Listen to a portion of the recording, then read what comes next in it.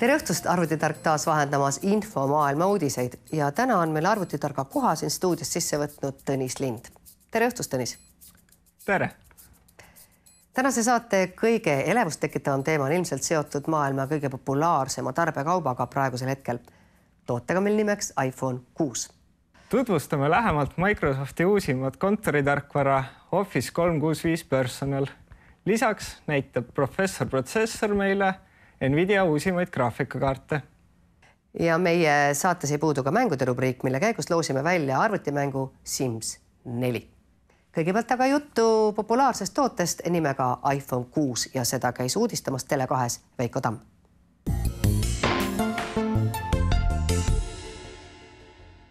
iPhone 6. Tutvustamas on meile Tele2 sortimendijuht Risto Taliaru. Tervist! Tere Veiko! Hea meelega tutvustan teile seda uut iPhone'i ja näitame, mis selle telefoniga õigupoolest teha saab. Laual on meil siin kõik 3 iPhone'i, vähemalt viimasest generatsioonist iPhone 4, iPhone 5S ja loomulikult siis meie tänane peategelane iPhone 6. Ja juba telefonidele peale vaadates on selgelt näha, et erinevad nad juba mõõdu poolest. iPhone 6 on oluliselt kasvanud võrreldes oma eelkäijatega ja seda on Apple'i austajad tegelikult päris pikka aega oodanud. 4,7-tolline ekraan kindlasti annab juurde kasutusmugavust ning võimaldab ka erinevat sisuteenust oluliselt paremini tarbida, kui see oli tänaselt. Pluss tuleb ju veel suurem. Ja, täpselt pluss tuleb ju veel suurem. Plussile on juba ekraani mõõtu 5,5 tolli ja kindlasti seda telefoni kätte võttes juba on tunda, et on juba päris paras suur tükk kätte võetud. Aga omast kogemusest võin öelda, et olin ka ise väga pikka aega veendumusel, et 4 tolli ja 4,3 tolli on niisugune täiesti optimaalne mõõt ja suuremat justkui nagu polekski vaja. Siis täna olen ma juba täiesti teisel meelel, et ka see suur ekraan annab päris palju mugavust juurde. Eriti kui telefoni kasutada moodsalt, selle netis surfamiseks ja igasuguste äppide kasutamiseks. Mitte ainult helistada ja SMS-ida. Kindlasti ühelt poolt nende samade sisuteenuste tarbimiseks on selleks sotsiaalmeedia või on selleks mingisugune videostreaming, kuid tegelikult tuleb tunnistada, et ka kõik tavapärased e-maile, töö-e-maile, kalendrit jälgida on ikkagi suurelt ekraanilt oluliselt mugavam. Ja mis muutuseid sa võiksid veel välja tuua, mis oleks nüüd wow võrreldes varasemata 4 ja 5 iPhone'ide maailmas? Peab tunnistama, et ega seda wow-efekti siin telefonis ju väga palju rohkem juurde ei tulnud. Telefon kasvas oma mõõtudelt suuremaks, selle tõttu oli võimalik ka tegelikult teha telefon õhemaks, mida on väga paljudes erinevates arvustustes ka välja toodud. Et sõltumata sellest, et ekraan on suurem, telefon füüsiliselt selle võrra ka suurem, on ta mõnusalt õhukene. Ehk kindlasti väikse wow-efekti tekitab seesama tema üsna tagasihoidlik paksus. Ja ta on küllegi kerge üllatavalt selle suuruse kohta. Ja kindlasti see suurus ise nagu hajutab seda raskust päris hästi käe peale ära, mis tõttu tõesti tundub mõnusalt kerge ja kui me ta siit lamamusmoodi laua pealt vaatame, siis mõnusalt slikk, õhukene, hea kerge teda käes hoida ning kui sa küsid, mis on niisugune wow-efekt selle telefoni puhul, siis Apple'i kasutajad on harjunud kindlasti sellega, et telefoni sisselülitusnupp on asunud alati telefoni peal.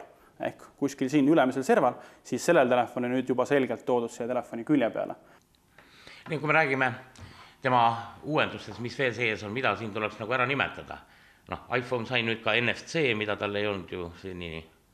Just, NFC telefoni varasemalt ei olnud. Nüüd on olemas ka telefonil kõige kiirem Wi-Fi võimalus, ehk siis toetab ju väga kiiret ja korralikku Wi-Fi ühendust, väga korralik graafikakaart. Mainime siis vaatajatele, et see tegemist on 802.11 AC standardiga. Selle standardi ruuterid on meil igal pool müügil, uuematel läpakatel on see sees ja kiiruse kasv on võrreldes vanade standarditega vähemalt 2-kordne. Just, et kindlasti väga oluline vahe ja eile selle telefoniga internetis tutvudes oli nimelt üks asi, mida välja toodi, sama interneti kiirus. Et iPhone 5S ja iPhone 6 samas Wi-Fi võrgus saavutasid täiesti totaalselt erinevad kiirused. Nii et sisutarbimise seisukohalt kindlasti hästi oluline erinevus. Tal on ju uuendatud protsessor ja just eriti graafikaosa on tal. Just, graafikaosa, nagu juba jõudsin kiirelt mainida, 8-tuumaline graafikakaart. Nii et jah, protsessori osa kindlasti on paranenud, kuigi telefoni enda põhiprotsessoriks on 1,4 GHz 2-tuumaline protsessor, siis see graafika pool kindlasti annab telefonile väga palju juurde. On ka ju parandatud kaamerat, 8-megapiksline kaamera sellel telefonil peal, küll iPhone 6 Plusil, mille samuti 8-megapiksline kaamera, on väike eelis. Tal on nüüd juba peal optiline pildistabilisaator, mida siis siin telefonis veel ei ole, et siin on ta siis digitaalsel kujul olemas. Kuidas nende hinnad nüüd meil Eesti turul on? Te hakkasite vist juba eile nüüd müüma neid? Just, esimesed õnnelikud kliendid selle telefoni tõesti eile juba meie käest ka kätte said. Eks täna ilmselgelt dikteerib hinda ikkagi see, kust, millise hinnaga telefoni on võimalik osta. Meie täna ostame oma telefone ametlikelt Apple'i distribuutoritelt ja sealt see hind ka niimoodi kujuneb, nagu ta täna on. Palju ta tal on? Täna on iPhone 6 hind meil 999 €. Ja plussil, mis hakkab olema? Plussi hinda ma veel täna päris täpselt niimoodi öelda ei oska, spekuleeritakse siin kuskil 100-200 eurosest hinnatõusust võrreldes iPhone 6-ga. Aga kes on näiteks kõvemad sisutootjad, kellel näiteks see pildistabilisaator ja Full HD ekraan oleksid olulised, siis täitsa tasuks võib-olla isegi oodata? Ma usun küll, et ka see 5,5-tolline ekraan kindlasti on osade kasutajate jaoks väga oluline muutus ja väga palju mugavust juurde andev asi. Aga nüüd, kui kellelgi meie televaatajatest on tekkinud millegipärast tungiv soov ja vajadus endale uus iPhone 6 osta, mida ta selleks tegema peab? Kus kohta ta Tele2-s pöörduma peab? Või kas saab seda ka veebist osta ja te saadate koju? Täna me veebis seda telefoni ei paku, küll aga oleme koostanud ettetellimisnimekirja, kuhu inimene saab ennast siis kas siis esinduses läbi meie kõnekeskuse ära märkida ja nii kui telefon saabub ja järjekord tema jõuab, siis me telefonidele ka saadame. Nii et, kellel on tahtmist, siis pöörduge kõnekeskusesse või Tele2 esindusse ja registreerige ennast järjekorda ja võib-olla olete te õnnelikud, kes saavad kohe kiirelt juba kätte. Loodame parimat.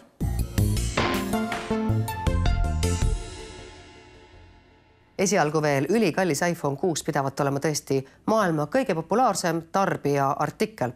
Tõnis, kas tegemist on üldse tarbekaubaga või? Kindlasti võib öelda selle kohta tarbekaup, lausa tehnoloogilise maailma üks vingemaid seadmeid. Aga nüüd lähme üle professor protsessori peale, kes näitab meile täna Nvidia 900 seeria kõige uuemaid graafikakaarte ja mida kujutab endast SLI tehnoloogia. Seega anname siis järje üle professor protsessorile, kellel, nagu kuulsite, kavas uued testid.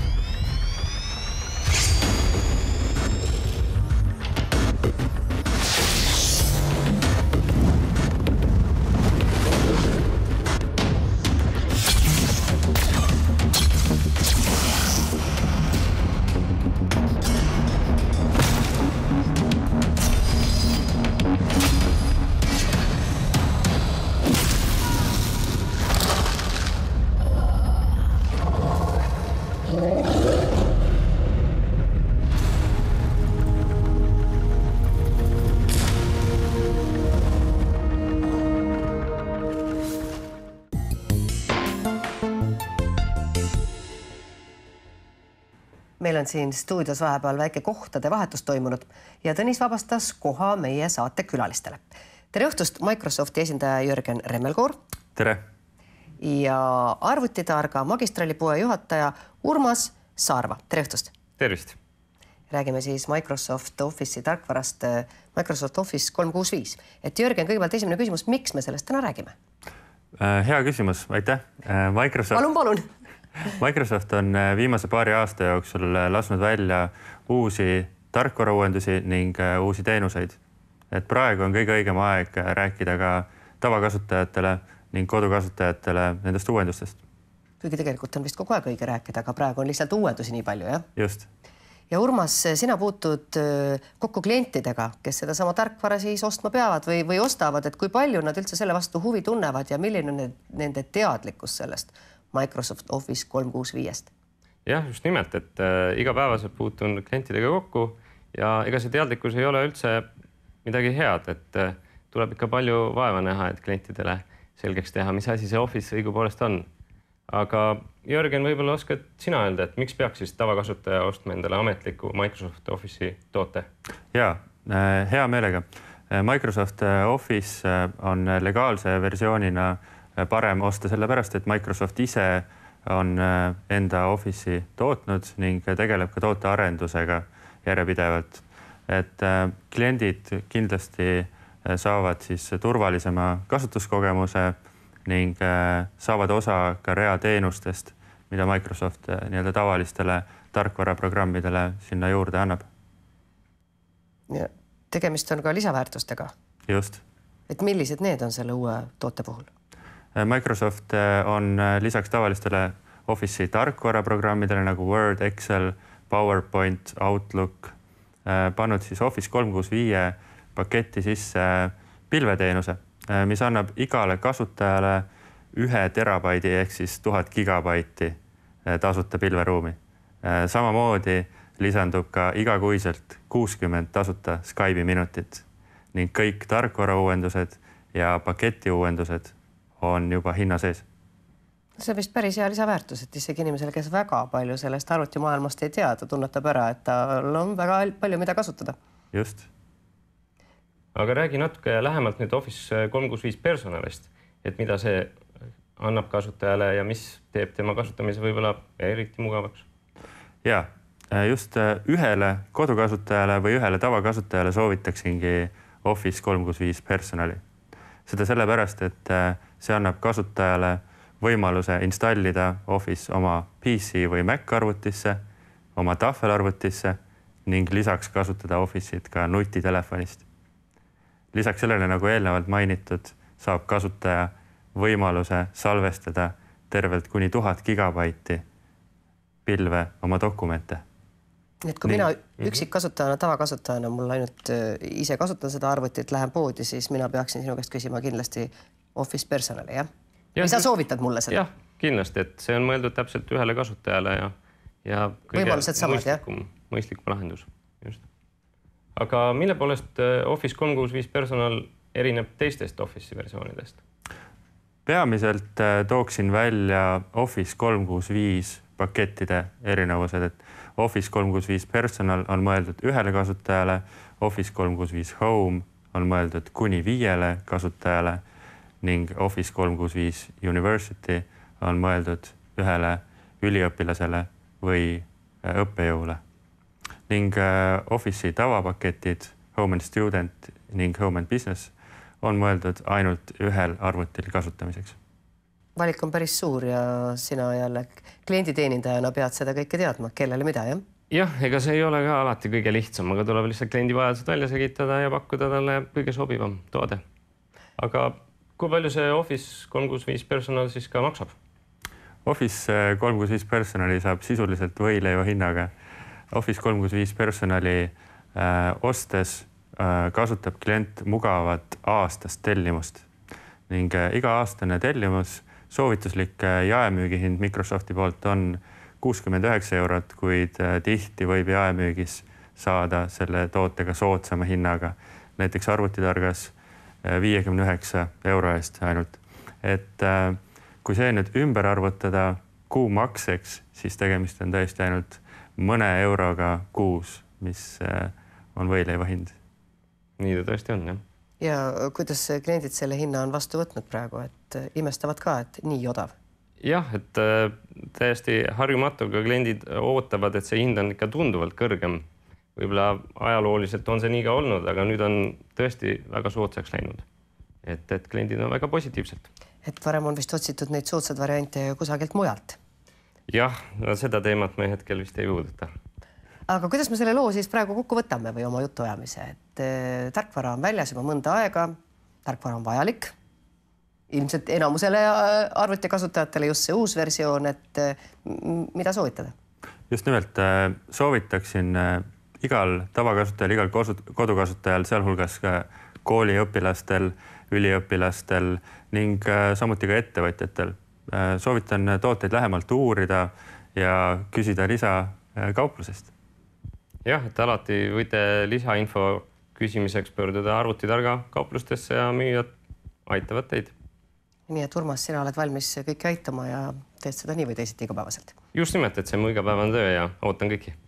Aga aitäh teile, Jörgen ja Urmas, siin stuudios Microsoft Office 365 lähemalt rääkimast, klientide teadlikkust samamoodi tutvustamast ja vajadust siis, et mida me peaksime paremini teadma. Meie läheme edasi aga mängude rubriigiga ja pärast seda ootab ees ka arvutimängu Sims 4 loosimine.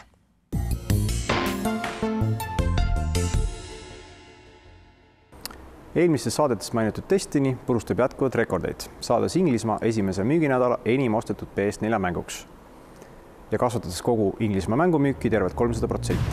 Jääme põnevusega ootama ametlikke müüginumbreid.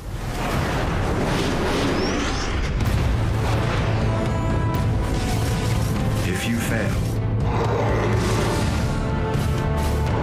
everything you know, everything humans have ever known,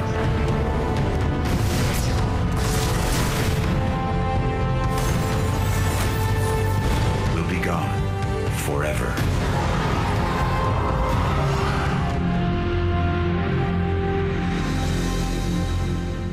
Tänane sünnipäevalaps on meil Nintendo. Palju õnne 125. eluaasta puhul. 1889. aastal mängukaartide valmistamisega alustanud Nintendo vahetas usku 70-ndatel, saavutades rahvusvahelise tunnustuse videomängutöösturina.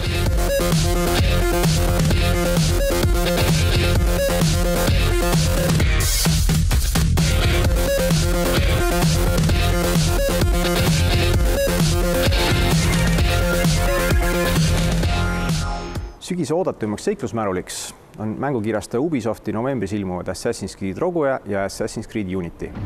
Lisaks üllatab Ubisoft meid sügisele allalaetava versiooni Assassin's Creed Chronicles Chinaga, mis tuleb tasuta kaasa Assassin's Creed Unity hooajapassiga ning hiljem loodetavasti ka jaemüüki. Unity viib mängijad revolutsiooniaegsesse Pariisi ja Rogue 18. sajandi mere- ja maismaaseiklustesse. The air is still, and I am a hunter.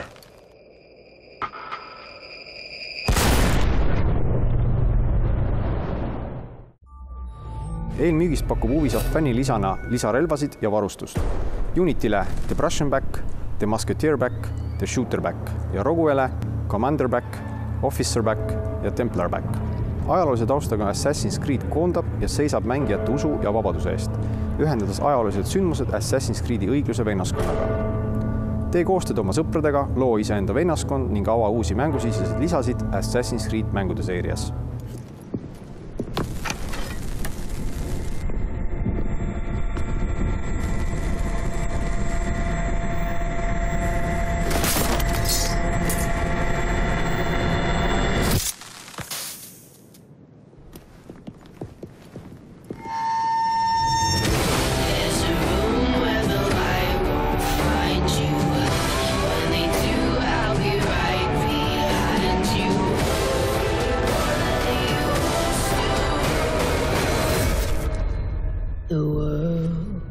Eelmine nädal oli spordimängude kuningliku ala jalgpallinädal.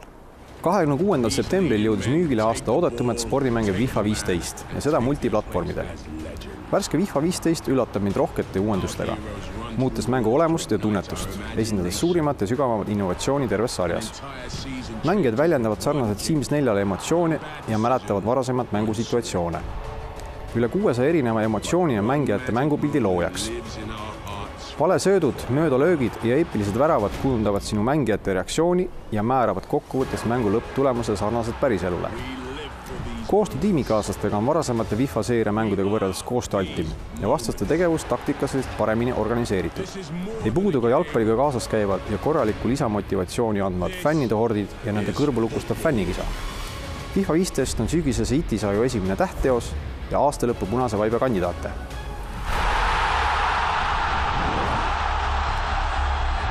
FIFA 15. Feel the game. Meie tänane küsimus on, kui mitmel platvormil ilmus 26. septembril FIFA 15 ja õiged vastused võite saata kuni pühapäeva õhtuni. Välja loosime selle FIFA 15 arvutile.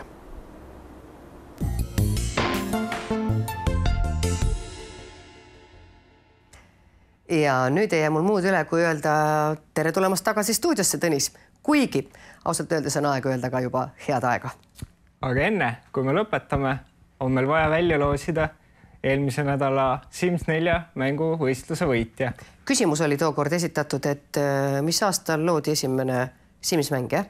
Ja vastus? Vastus on meil aastal 2000. Õigeid vastuseid laekus ligi 150 ja kõik need õieti vastanute nimed on siin loosikastis. Aitäh, Tõnis! Nii, ma võtsin välja inimese nime, kes on võitja ja temaks on Karl. Võitjaks on Karl Pruul. Seega palju õnne, Karl Pruul. Teiega võetakse ühendust ja te saate endale siis mängu Sims 4. Ja uue vaatajamängu küsimustele vastake kindlasti aadressil tv@arvutitark.ee. Ja kui teil on muid küsimusi või ettepanekuid, ootame neidki ikka sellele samale aadressile tv@arvutitark.ee. Täna teile aga aitäh vaatamast ja kohtumiseni. Kohtumiseni.